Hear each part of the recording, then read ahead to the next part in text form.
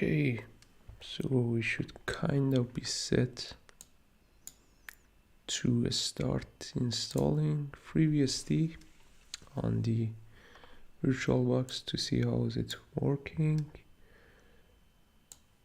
Basically the objective is to experiment with FreeBSD so that I can actually create some content about FreeBSD on my channel as well. I don't have much of experience, to be honest, with FreeBSD. I think the last time I installed it was around a year ago. I bought the book, but I never end up reading it entirely. I got caught up with other duties in my life, and kind of it's been in the back burner forever. Let's make I should switch to this. Hopefully this one. No. Oh god, it messed up. Which version? Good question. 13.1. I think this is the latest release. Now the issue is... Oh, I messed up. Let me start it again. No. Control C.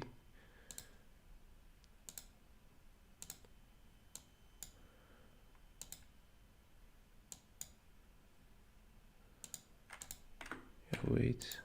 Don't go. Okay. Why this thing is keep popping up? So annoying. To resize. I am looking for a way to make this one larger, but it's not resizing, so nope.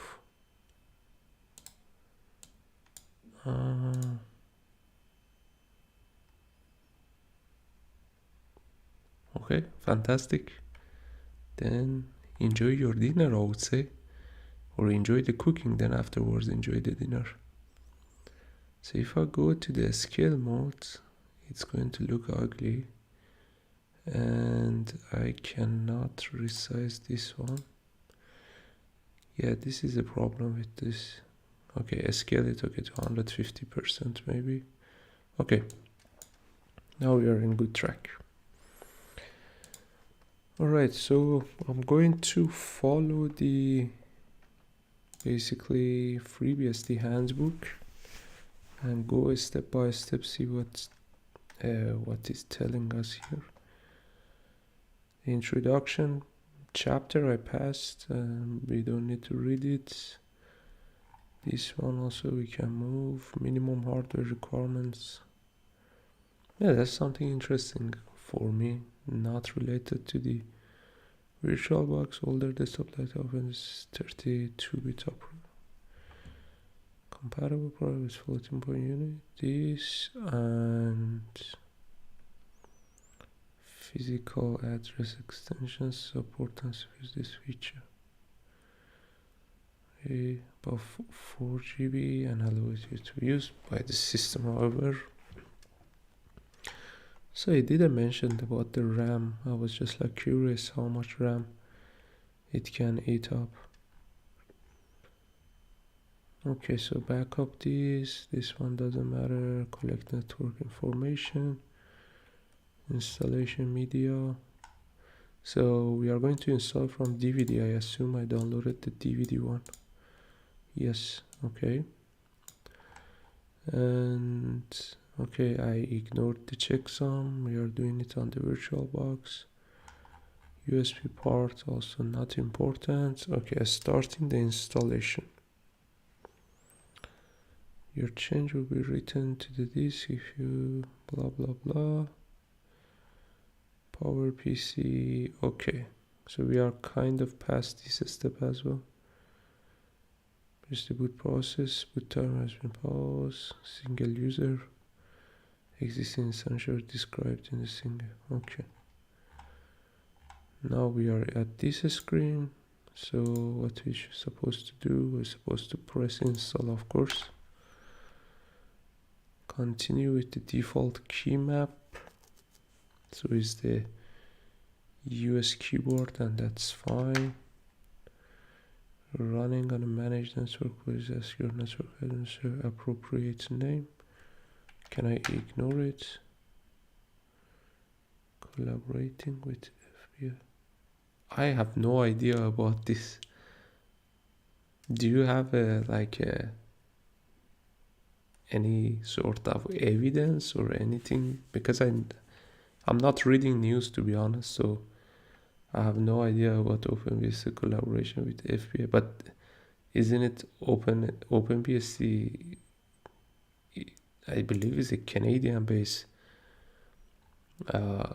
operating system. So to me, it's a bit odd that they collaborate with FBA. On what basis exactly?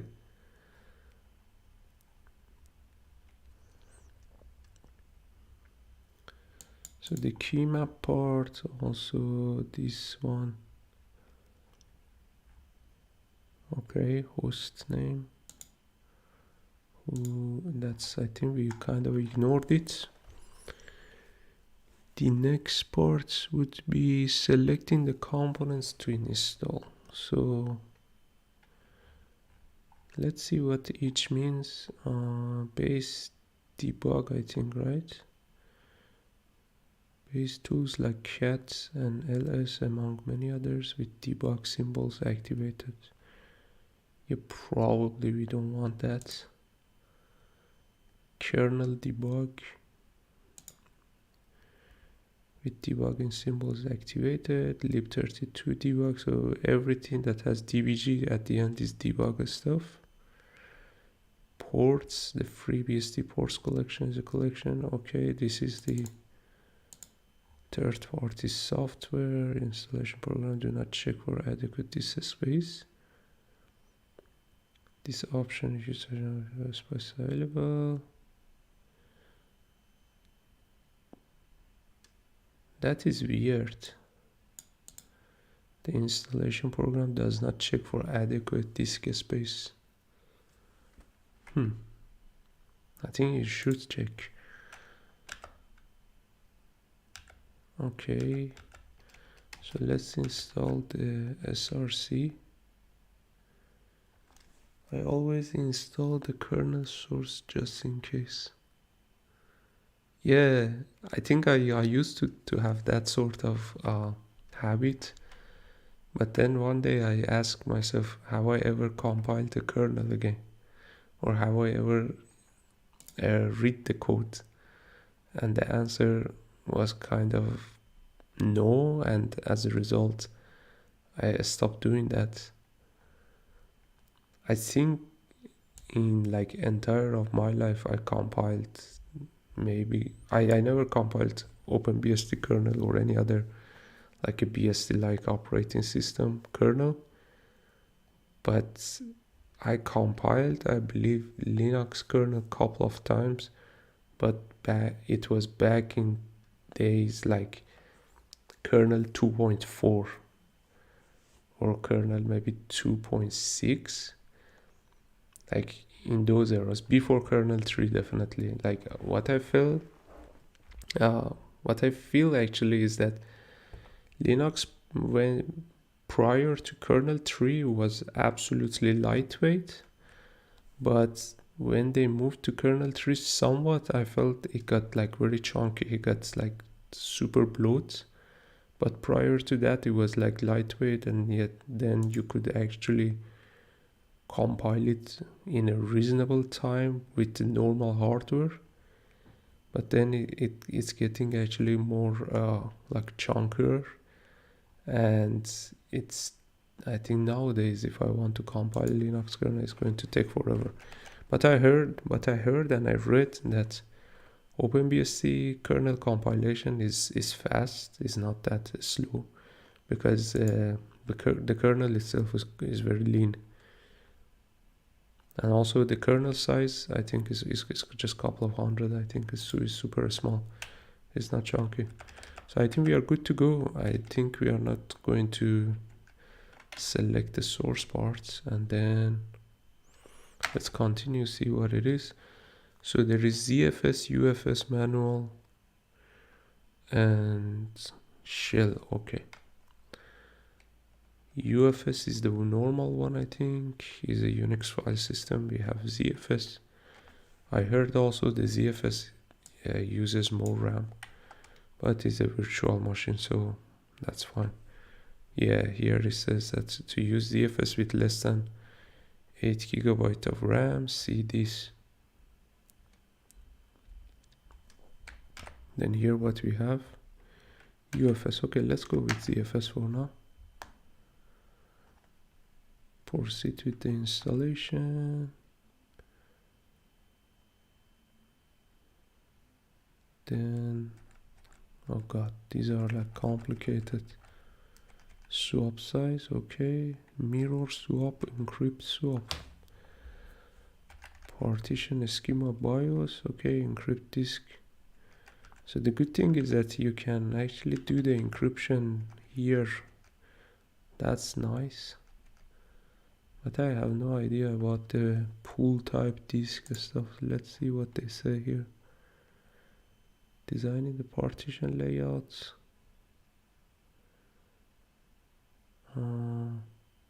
Fast outer track inner. So should be closer to outside. Oh god, is this one is talking about the spinning hard drive kind of deal? Hard drive transfer data faster from the outer layer. Tracks to the inner. Smaller and heavier access file system should be closer to the outside of the disk. Larger partition user should be placed toward the inner part of the disk. It's a good idea to create partitions in order. Similar to /swap var user, size of var, like the intended machine usage, blah blah blah. Yeah, I think this one is talking about the spinning hard drive. Yeah, inner track, outer track.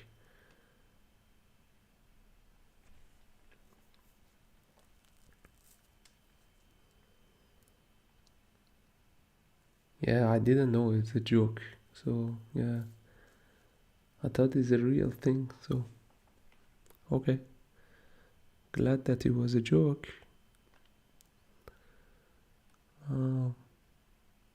Many files, supports the system including imports, collection. Okay, I think we can ignore this part also.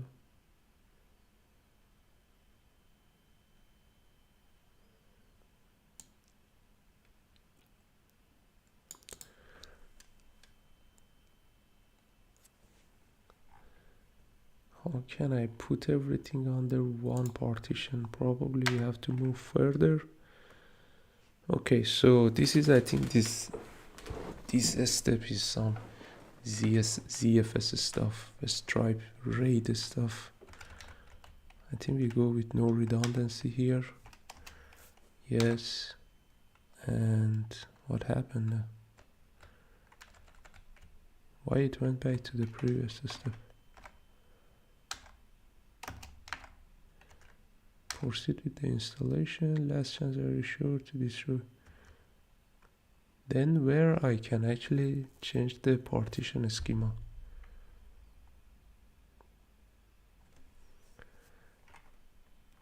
Can I go back actually? If I do cancel, what happened? Oh god. ZFS setup failed. Restart. Session has been aborted. Would you like to restart the installation? Yes, I want to restart the installation. I'm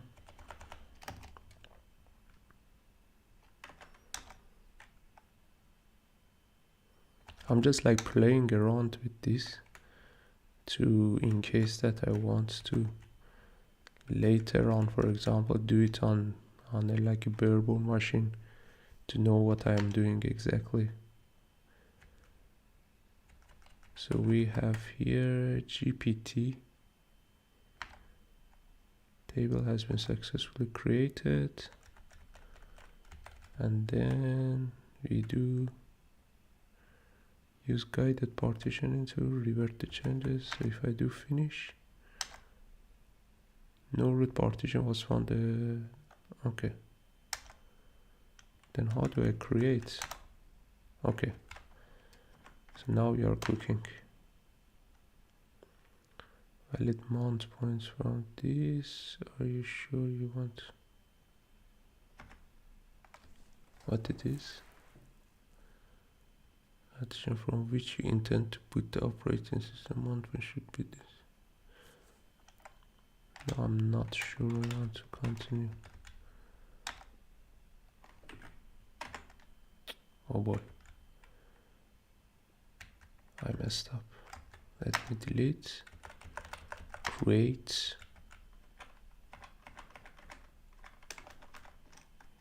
Okay, shift tab also not working. Pads. This one requires the boot. Would you like to make yes?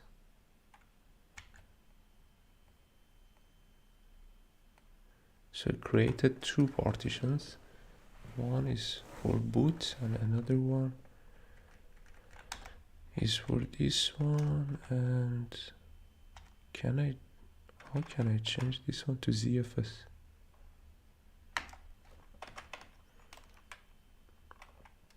Okay, it has, we have to type it. Okay, so it looks that commit. Okay, now it's installing.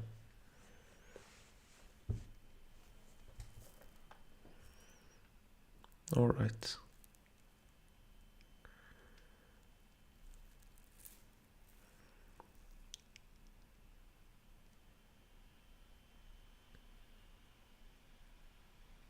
RTX, Antix, Alpine, and Void were the only distros that compiled the kernel without a spec before Linus kicked it out, and that was a legit backdoor attempt. Okay. OpenBSD fan, but it's nice to see other BSD content. Yeah, actually I also like OpenBSD, but I decided to experiment with FreeBSD and see how far I can take it. And if I feel that I can actually make some content about it, then I will do. I don't mind that. But first I have to actually learn it to a certain degree to feel a bit comfortable with creating some content in that regard. That's why I'm just like trying it on the virtual machine now. See what happens. Last year, as I said, like I was trying to install it on an actual hardware, but I got busy with some other stuff in life, and then I had to drop that. Configure. Yes. What happens now?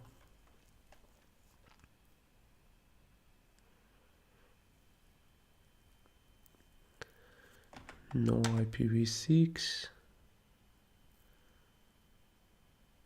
Can I just press OK? Okay, so for the time zone, we go with UTC for now. That is fine. It's fine. We skip it.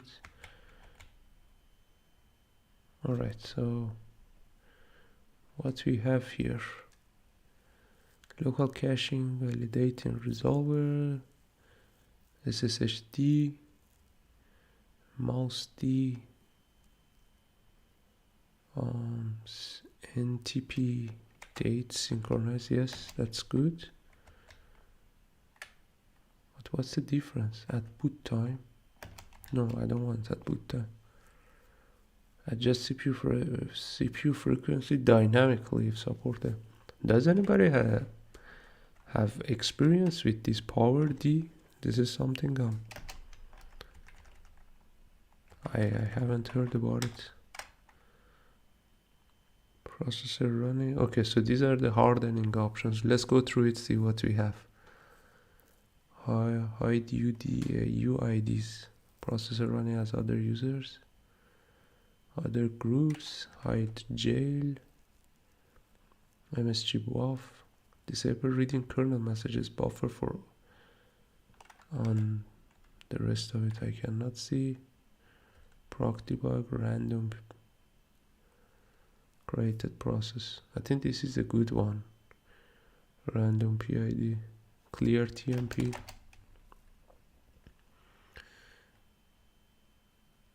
I think this clear TMP should be enabled by default. I don't understand why it's not even enabled.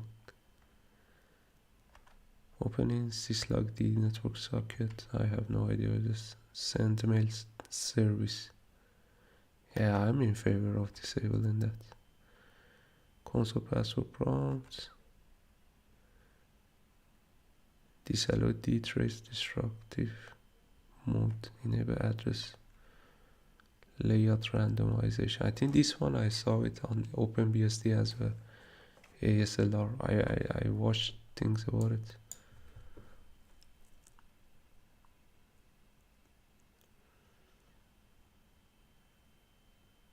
Power management option for open is good to have. Desktop. Okay, so let's go with it. User. Yes, I want to add the user.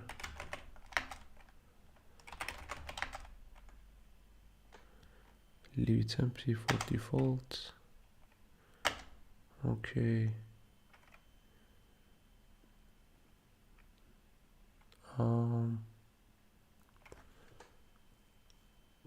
Possibly will invite this one. Login class. Okay, this part I think we have to maybe redev it on this.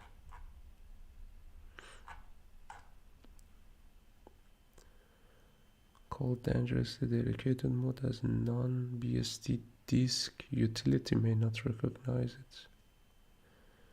It's interesting.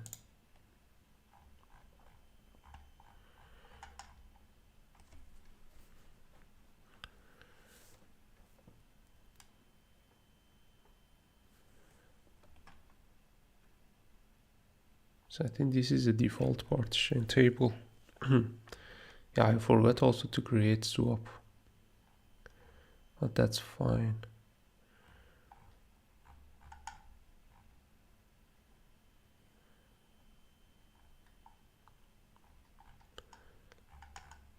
Yes, I added myself to wheel. Now I'm just like looking to see the login classes, but I think did we? Okay, disk selection, invalid selection, rescan devices. These are the things that we haven't even encountered. Probably because we went with something simpler. Accounts time zone service. Okay, so we are kind of here.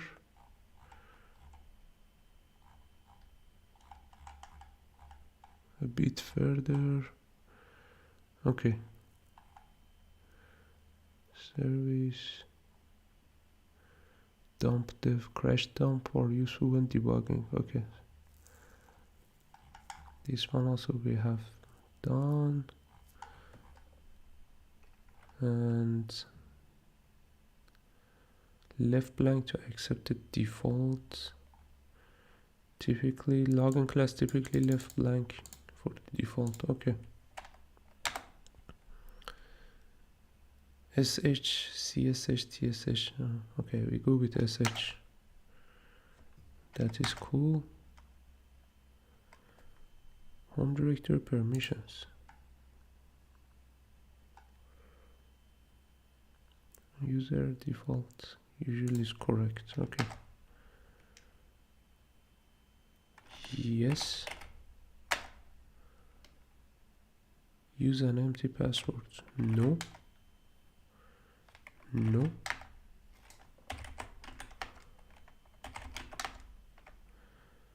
Lockout accounts. No.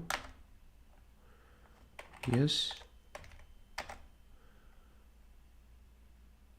Add another user. No. So okay.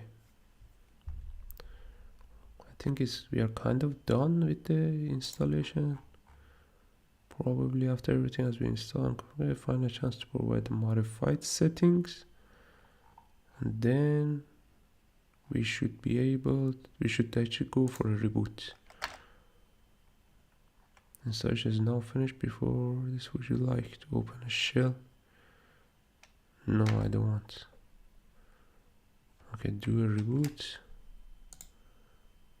Then let's actually remove the disk, force unmount it, and see what happens. Alright, so we are in, and now we are going to see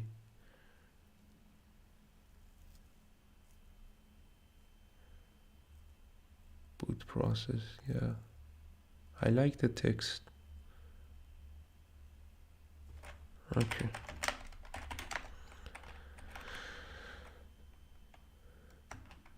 So what it's saying here,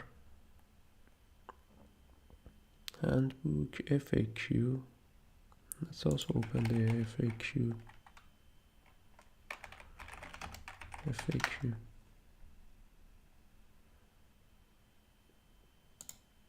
Oh boy, why is going with Yahoo?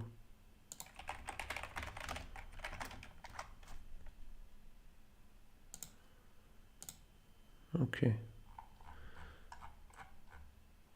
so we have done, I think this installation is finished. Now let's see what we gotta do in the next chapter.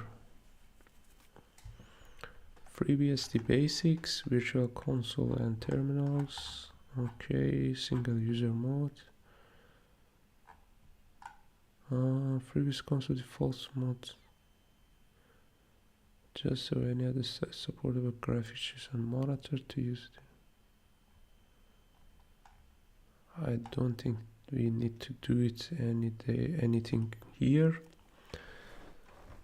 The next step, I think, to kind of play around with the packaging and install something, maybe some GUI thing. Let's see.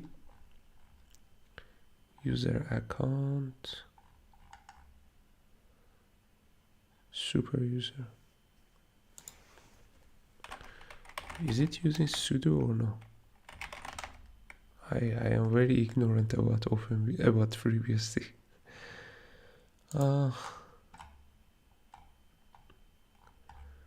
Where was it? Super user accounts. Limitation, date, this. Limits, yeah, I understand that.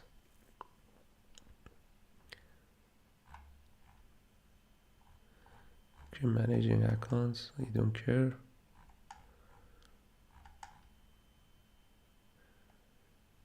Change the default shell. Okay, that's nice. Sudo exo. Alright.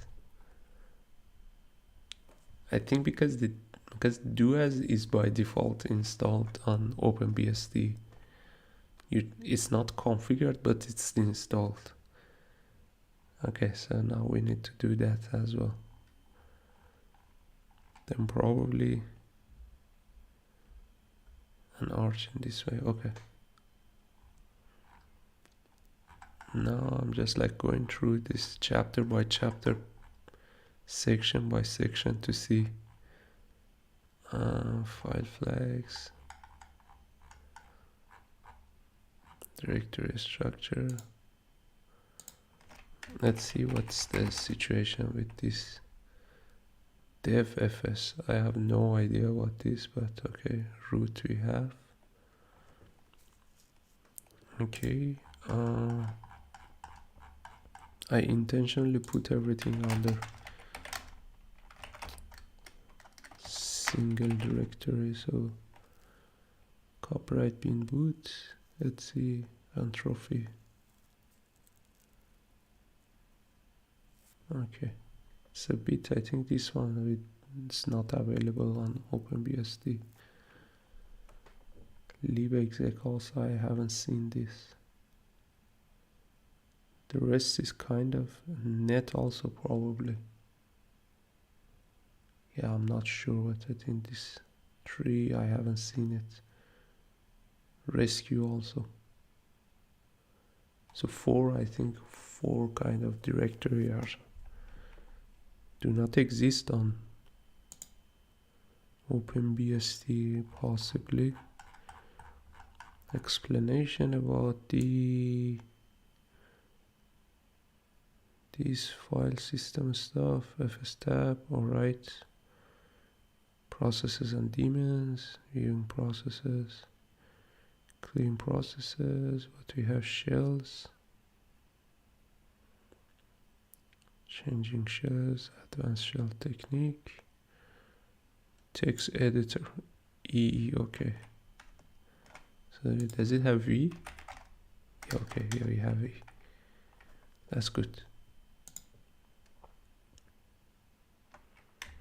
Simple editor to learn, EE, easy editor.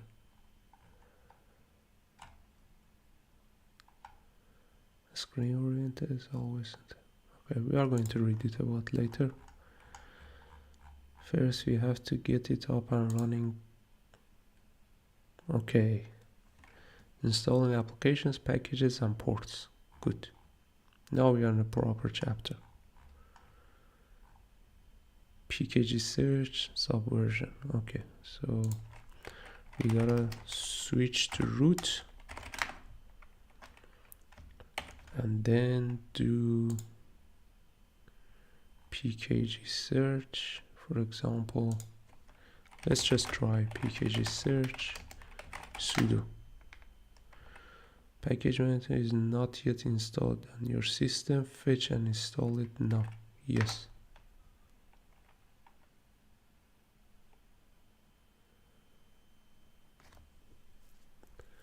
Repository FreeBSD missing. PKG update is required. Okay, so we got to PKG update. All right, so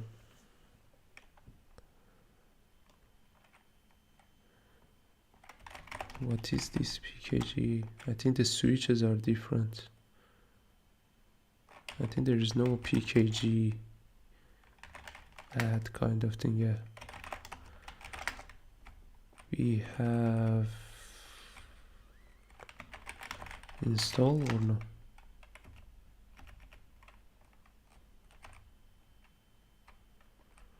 OS interface, okay. List available commands. Okay, so if we do, okay, PKG install sudo.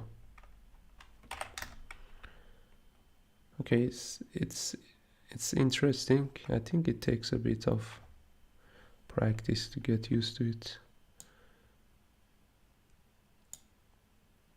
And I think then we gotta configure sudo, but I don't remember how is it. etc sudo file or something. Oh no, it's not in etc. Is it in war? Nope, I don't know where it is. We gotta Google it. No, I am in the wheel, so I don't need to modify the sudo. Do I need? I don't think so.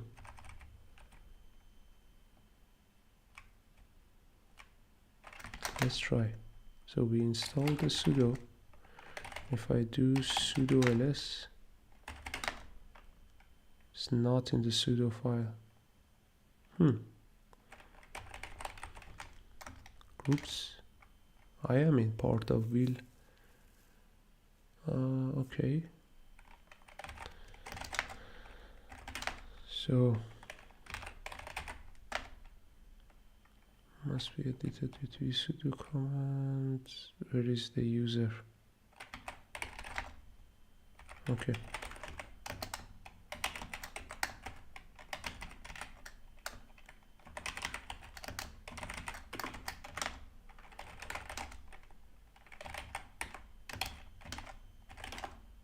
Alright, so we got sudo here. Now what we are going to install.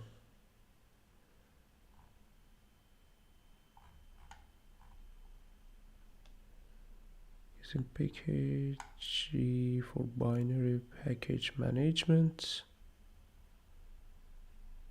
Dictionary replace a traditional this. Okay. Okay, this is the installation of the package itself, which we have done. PKG to ng, what it is? Do we have it here? So we do pkg search. Okay, there's no such thing. Am I existing that originally use older pkg tools? New formats, so these are available. This is this. Convert it from traditional to the new format. Is not reversible. Database has been converted. The traditional tools should no longer be used. Okay. That is fine. Quarterly and latest ports branches.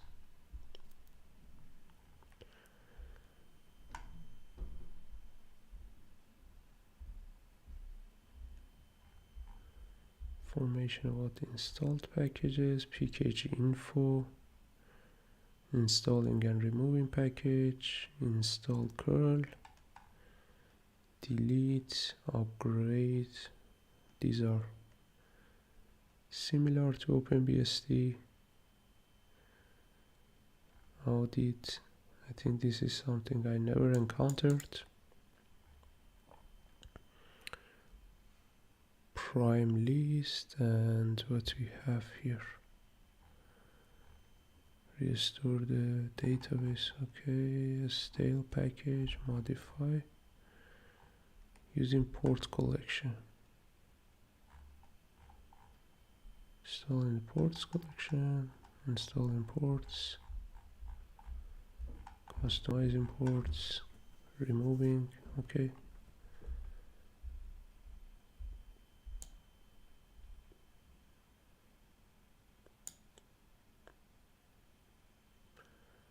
Think we can move forward to the next chapter and then see what we can do with installing GUI. Alright, so X Windows system. Is it the explanation or the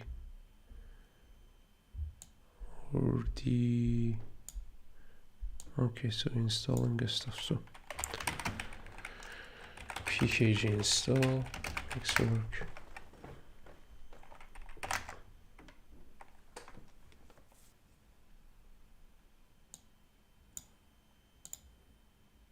ports collection, xorg configuration, ports.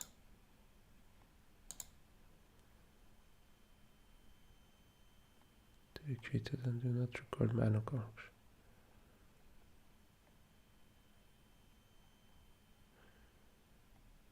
Use on this computer, remove any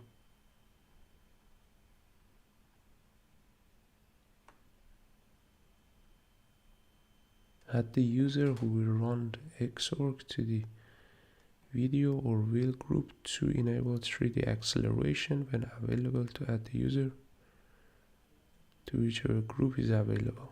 Okay. We already added to the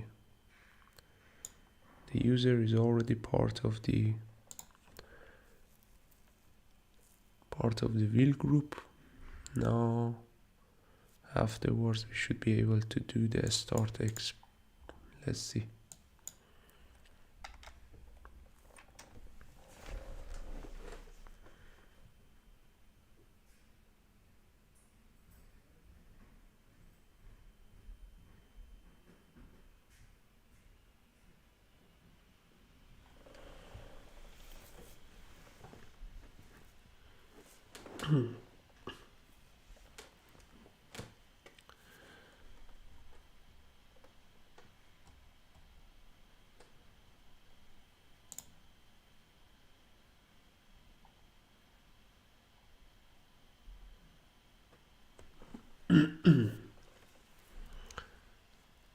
Access to DRI is needed to allow 3D acceleration on video cards.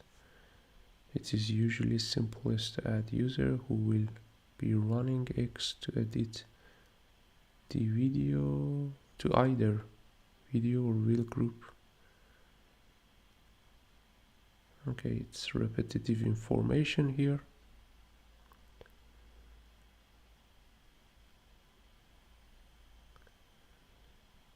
But we are going to do that also after this. Okay. So here it says group mode. This group mode view. Okay.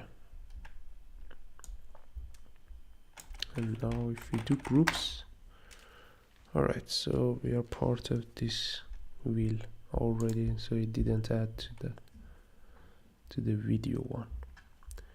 Can I do restart X? Yes, I can. Fantastic. So we have installed X. Now let's see, can I go back to the, oh, where is the mouse?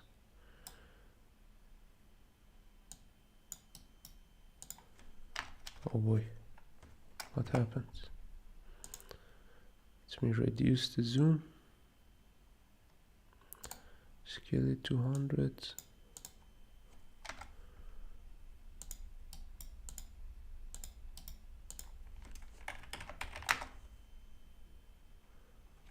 I want to exit from this TWM.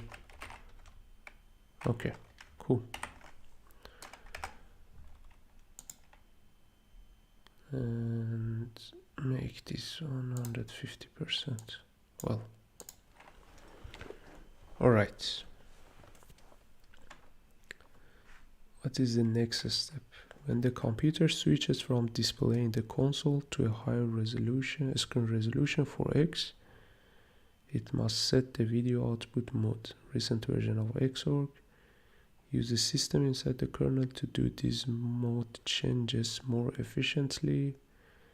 Older version of FreeBSD use SC, which is not aware of KMS system. The end result is that after closing X, the system console is blank even though it is still working. The newer VT console avoids this problem. Add this line to /bootloader-conf to enable VT. Alright, so let me also install Vim. So while we are at it,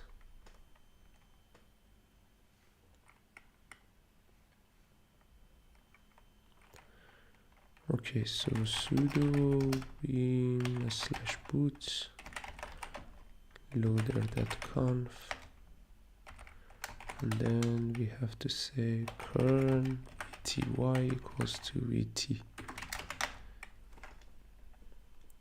Configuration files using fonts. I think this part we don't need to read.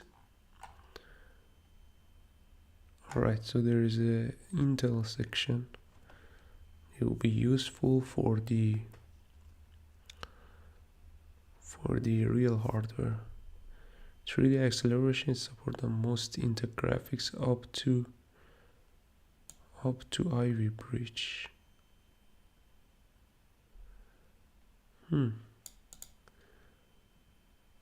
Up to Ivy Bridge, so it's not supporting Ivy Bridge, I think. I think Ivy Bridge is a 3rd gen Core i stuff.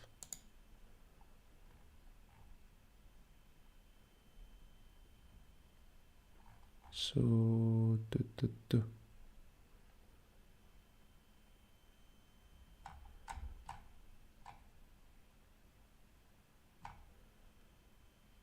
graphic.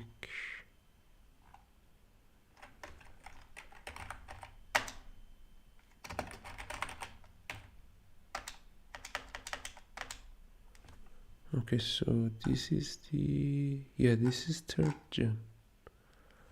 Huh. I'm just like thinking, because I was considering to install it on my T430. I think in general it works, but there is no 3D acceleration. But that's just for games, I assume. So not a big deal. That's good to know. Hybrid combination graphics. I don't have such a thing. Setting the video driver in a file. Okay. Monitors. Okay. That is fine. Input device. Okay. Using fonts. What does it says here? Ship it extra less than ideal typical desktop application. Jagged and unproportionate and small, completely on Intel. So high quality. Blah blah blah. Okay, let's install that as well. Sudo pkg install urv fonts, urw fonts, and okay, you will have to add this. So x set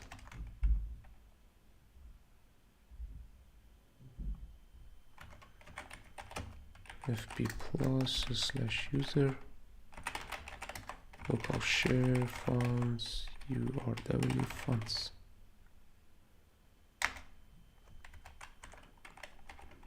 Oh, I think I need to do XOR. Oh boy.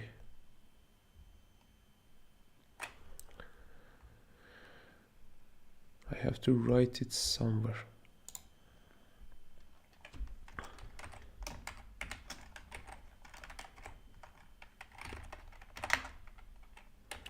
So we got to exit fb plus slash user local share fonts, then exit rehash. Okay, if I start x and then I go here fb plus slash user local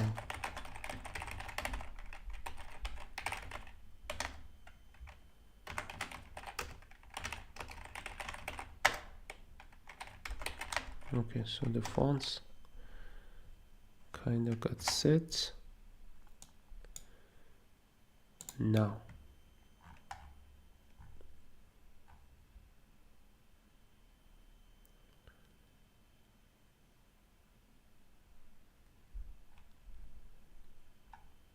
there is also true type font. Okay, I'm going to ignore this part for now. Okay, the X display manager.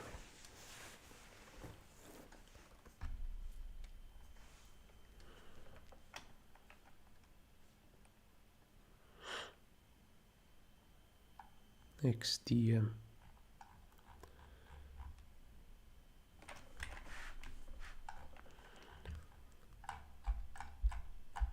Do I need to set this one up? I don't assume. If we install, okay, let's also go with XDM. Why then? Why not? It's going to be fun. Is it installed or no? Okay, so we installed it, and then we gotta edit the file etc rcconf, and then let's enable it here. xdm enable goes to ES. And what happens if I reboot now? Should it go to XDM directly?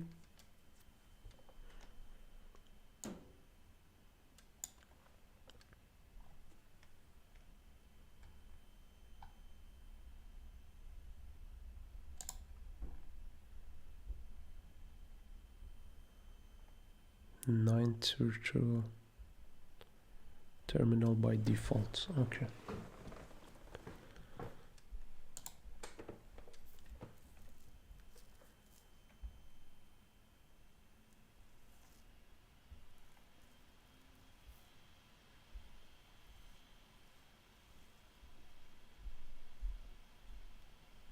All right, yeah, we are in the XDM. Okay, cool. So I'm going to make this one 100%. Okay, adjust this a bit.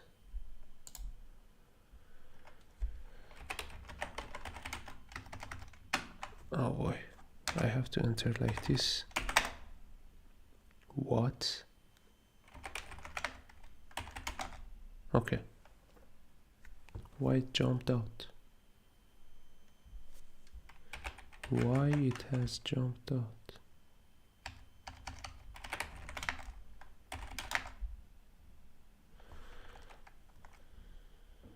No, I have to actually go back to the terminal.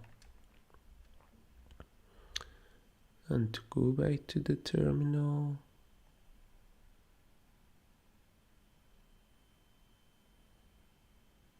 I have to do something.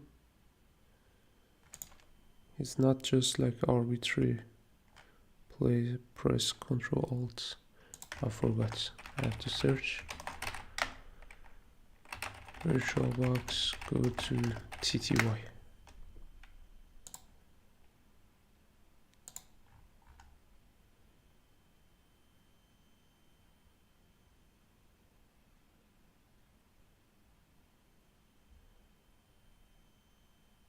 Just gonna move back to this.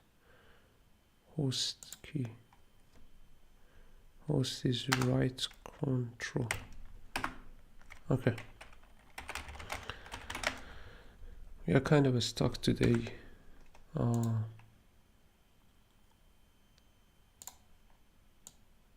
the terminal for now until I fix what is wrong with this XDM thingy that doesn't allow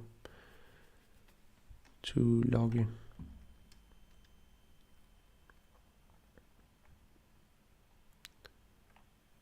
Directory located below. This directory contains several files to use to change the behavior or appearance. Used to set up the desktop when XDM is running. Configuration summarize function of each. These files, the exact syntax and usage of these files is described in XDM man page. X resources before displaying. Okay. I don't know.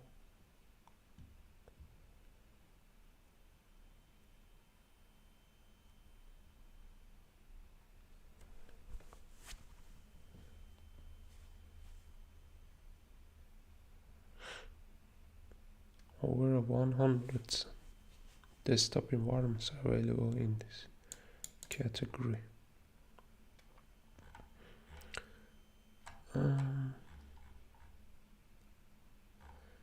No KDE, XFCE, what we have.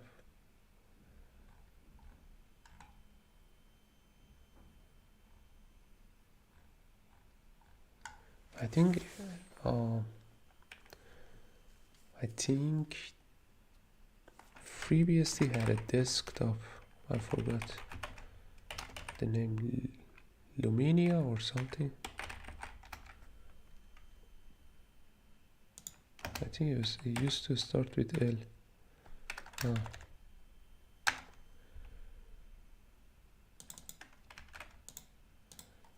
Let's see. PKG search.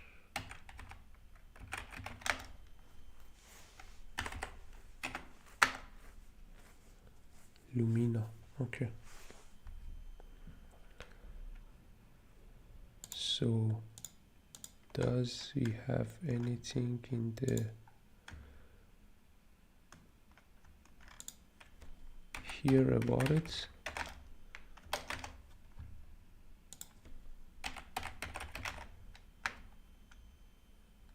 Oopsie, it searched the entire thing.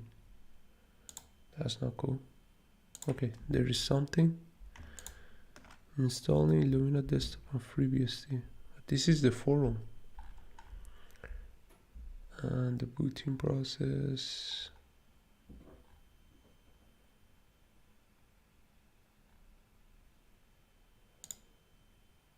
Okay. There are guides for the GNOME, for the KDE, XFC, but not much about Lumina desktop. Lumina, I don't know how to pronounce it.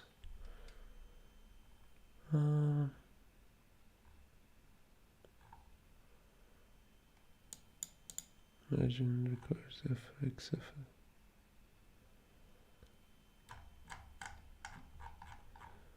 What is this? Start Lumina desktop from the CLI. Okay, so more or less the process is same, so we are going to install it. Okay, sudo install. Can I do a star? Nope. What's the wildcard there? Nothing.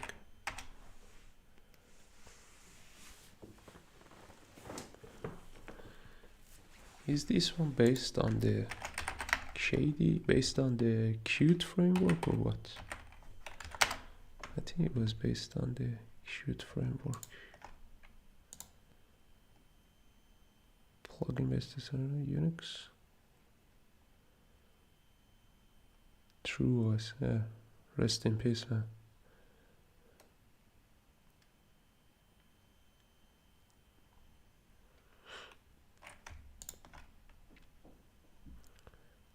Years ago it was kind of released. The last stable almost over a year ago.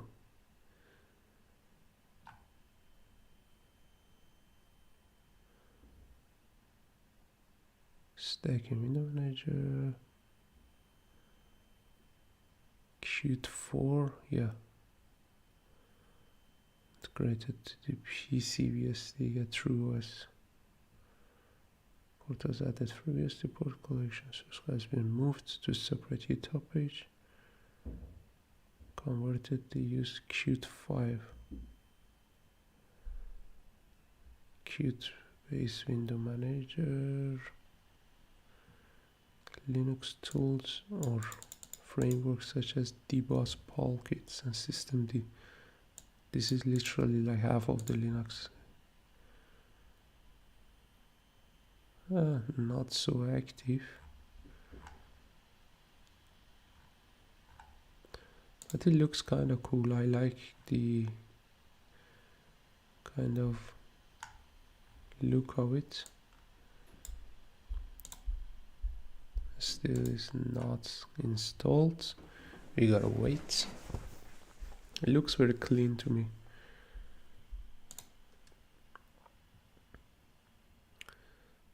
So what we have?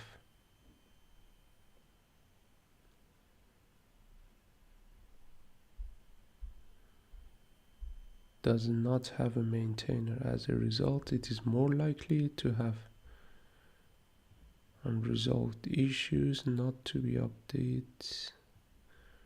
Removed in the future. Volunteer with this. Alright.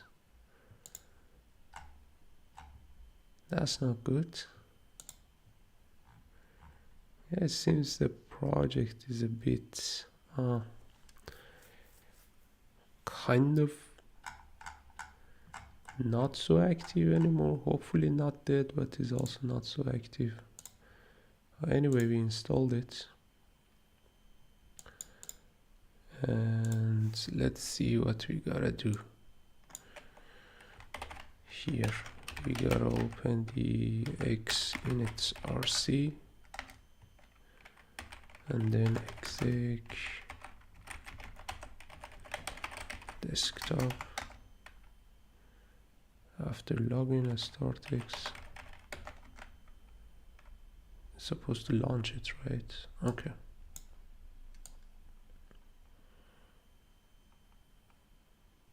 Interesting, it's resizing automatically without installing the guest.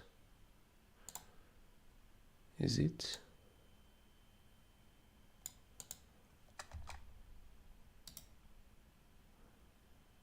Browse file, application, preference. Something is missing. Yeah, something is missing. Absolutely missing. Probably I haven't installed all the packages that I'm supposed to. Oh boy, okay. Let's back to it again.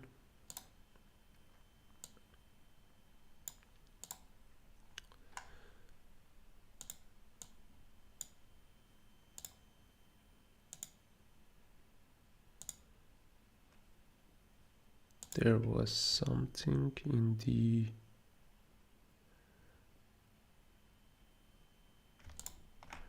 chapter 4 about the packages and then the different switch.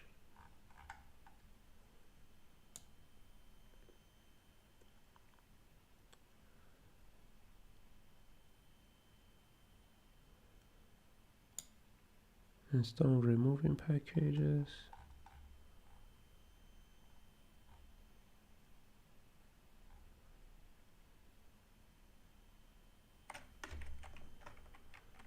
I declared this and many other list.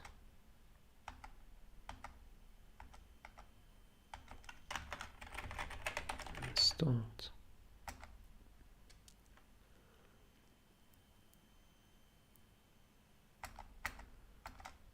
I'm trying to find the switch to see whether I can list the installed packages or no. But the install packages. So if I do, for example, sudo pkginfo. Alright, so it gives a list of the packages that I installed.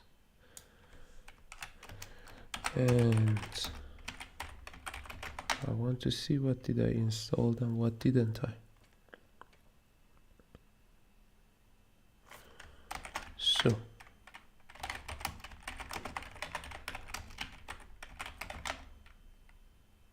looks like that I installed everything. The theme thingy I haven't. Calculator, core utils, file info, FM, media player, PDF photo, wallpapers and colors, but that shouldn't matter. What we have here.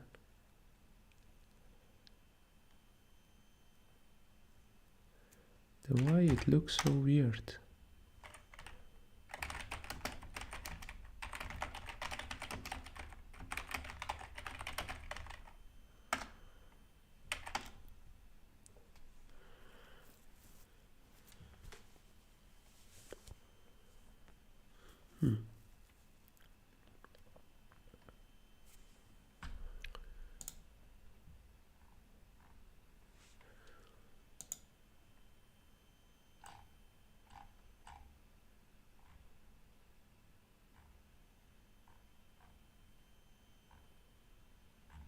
video driver, what we have, configure Xor for desktop,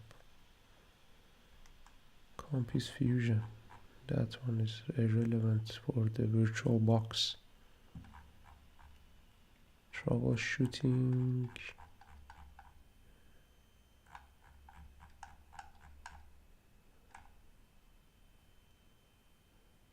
Wayland, desktop application.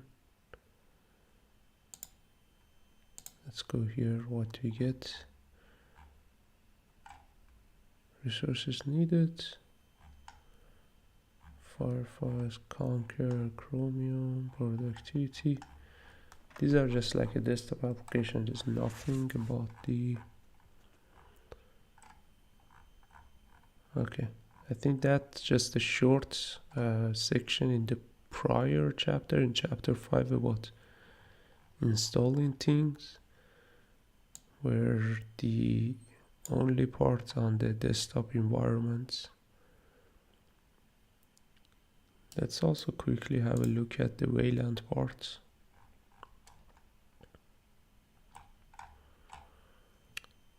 And this differs.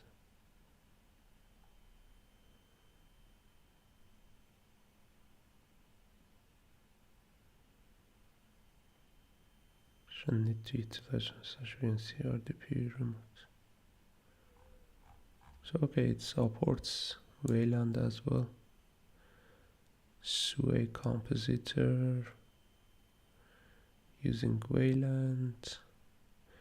Yeah, I installed X, is a bit too late, I would say. Let's see whether the desktop went okay or still is bad. If it doesn't load properly, then I'm going to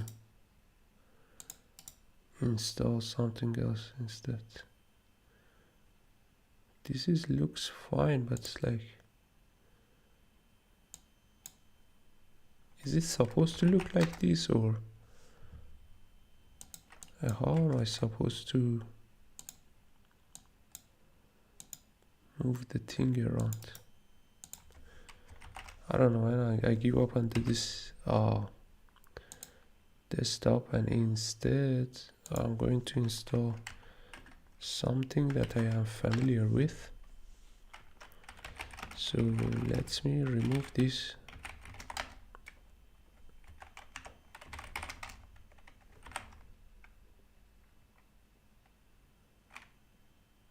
But this didn't remove everything.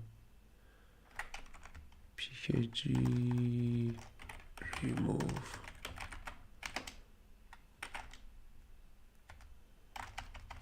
Can I just do like this? Nope. Then what was this? Sudo pkg info. No packages matching. Alright. So we got rid of this one. We are going to install instead XFCE. And where was the XFCE?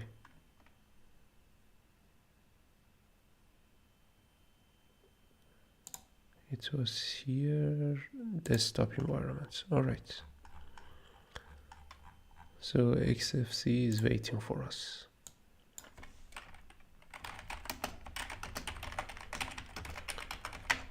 I'm just like experimenting around to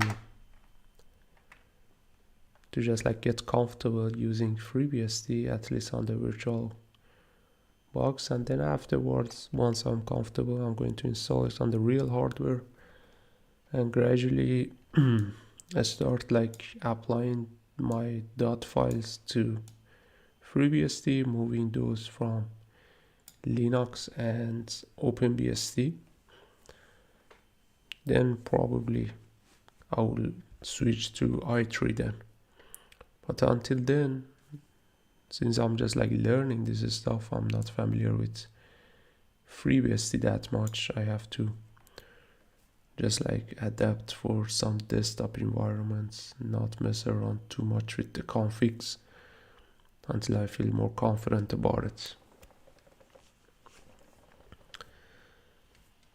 So So that's why XFC at least is familiar to me.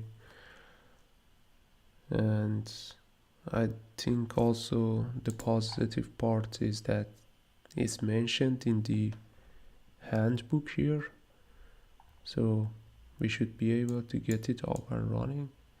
The only concern I have is this XDM thingy didn't work with the login, so let's see what happens. Maybe I misread something here. Refer to how to configure GNOME Display Manager. KDE.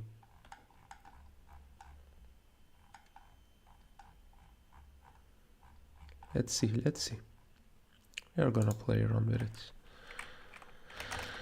So what we have to enable the dbus.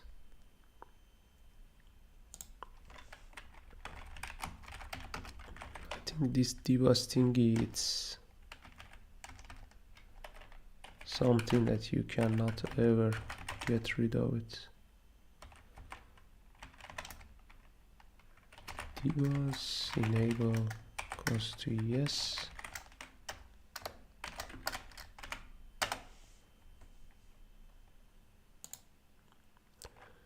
And then here we gotta copy that one. No, it's echo, sorry. User local etc xdg xfc4 init rc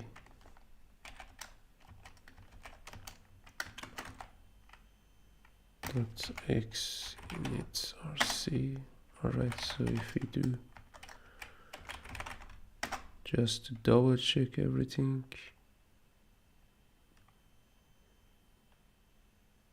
alright. An alternative method is to use XDM to configure this method, create an executable. Alright, so that's better even. So we gotta just like change the, rename this one to X session, and then basically make it executable.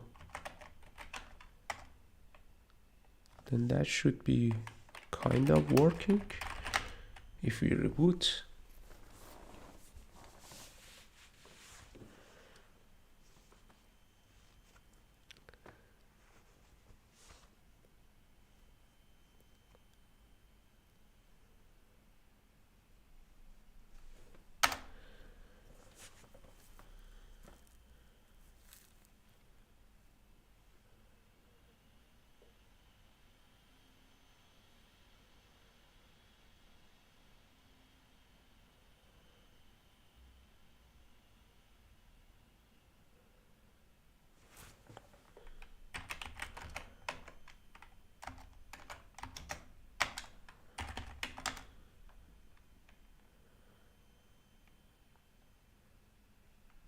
yay, it's working. All right, fantastic. So we have this. Let me scale it. Okay, it's already scaled to 100. That's cool. But I'm assuming the resolution is not going to adjust automatically if I switch to full screen mode. Yep. So we gotta, the next step is to get the VirtualBox actually kind of work with that. So let's see whether we have anything. FreeBSD as a guest on Parallels. Nope. VirtualBox. Okay, so what we have?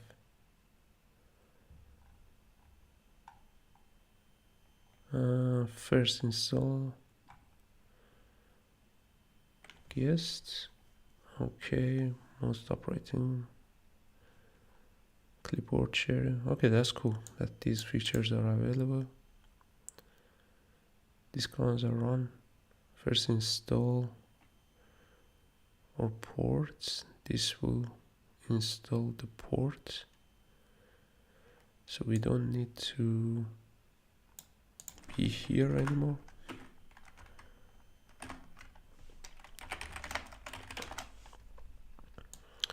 So let me bring it here. Okay, so sudo pkg install VirtualBox OSE additions.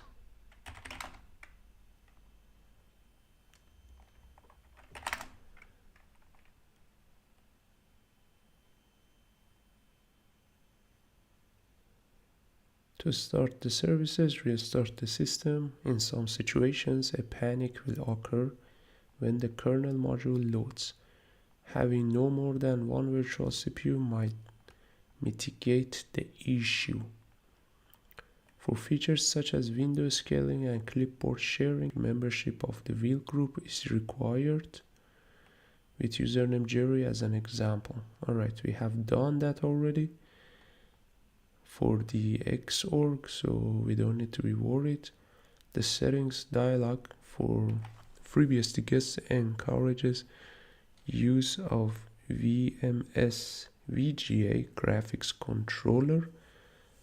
Whilst this might suit installation of FreeBSD without the desktop environment, a common use case, it is not appropriate where guest additions are installed. Where guest additions are installed, prefer VBox SVGA. Do not enable 3D acceleration. Doing so will invisibly lose the preference for VBox SVGA. Alright, cool. So we have to actually switch the VirtualBox settings, possibly. No, actually it is actually VMS VGA. Cool. Okay, so we don't need to do anything except just adding these two, not to us, these two configuration here in the rsconf. So VBox guest enable equals to yes.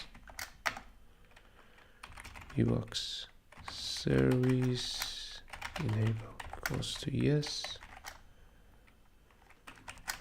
And then what else we have?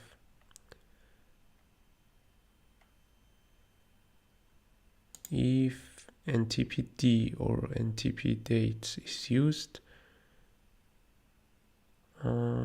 disable host time synchronization. I have no idea about this. Service flags. Should we have it here or where? It's a bit ambiguous. Xorg automatically recognize VBox video driver. It can also be manually entered. No, we don't want to manually enter unless we have to. Okay, these are for the file sharing in between.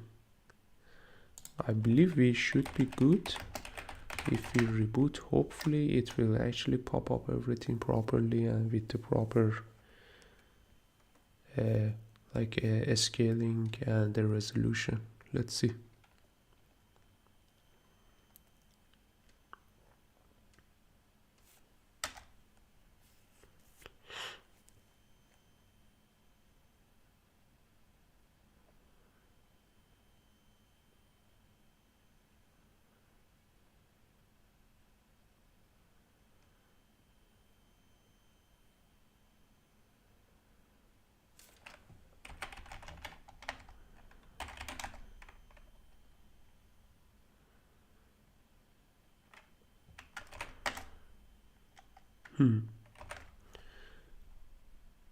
Why?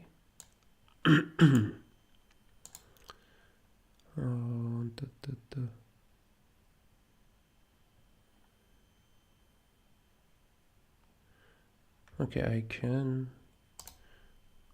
go 1080 here. Nope. Guest addition. The mouse integration seems working, but somewhat the screen is not. That is weird.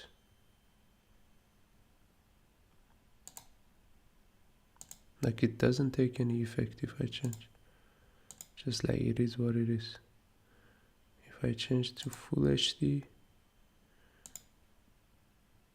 it still doesn't change. Why? I have no clue.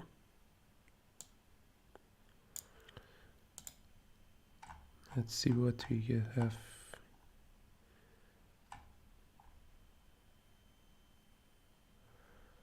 Let's check this one, see what we get.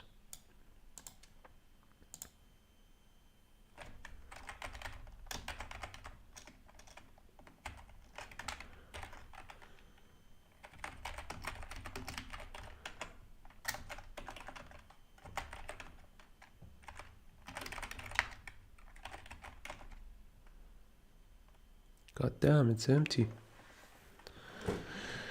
Oh boy.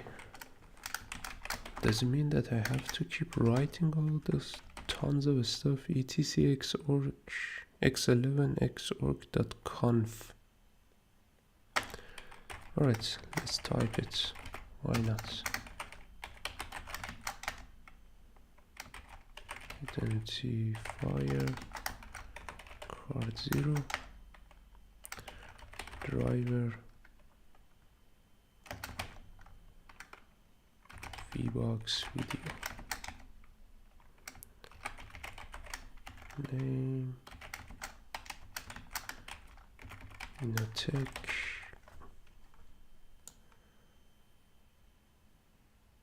holy crap system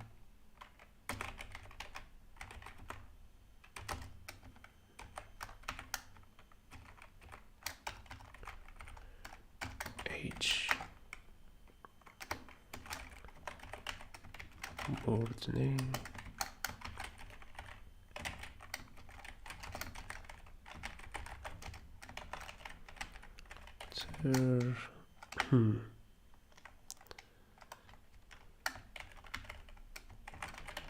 section. Okay.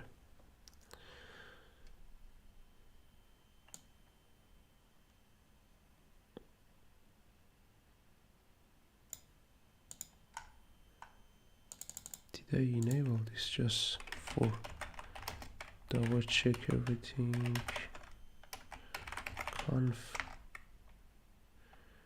VBox guest underscore enabled, VBox service underscore enable.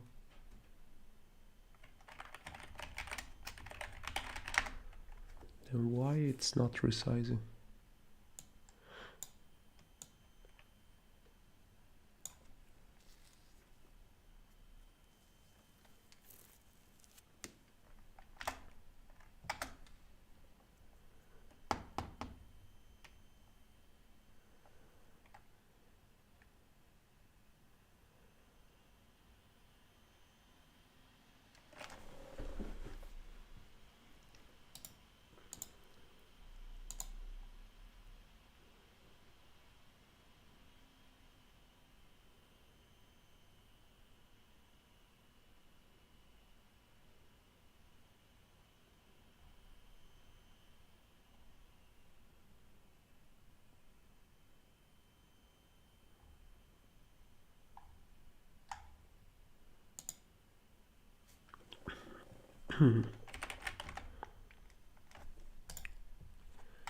Okay, seems that the UI has mixed up.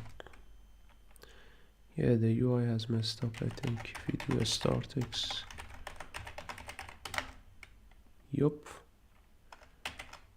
Somewhat the XOR configuration has messed up.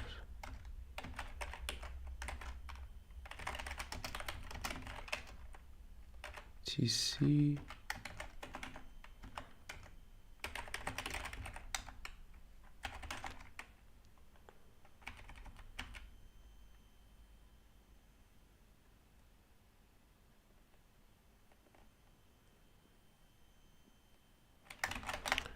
Yeah, I'm going to delete this.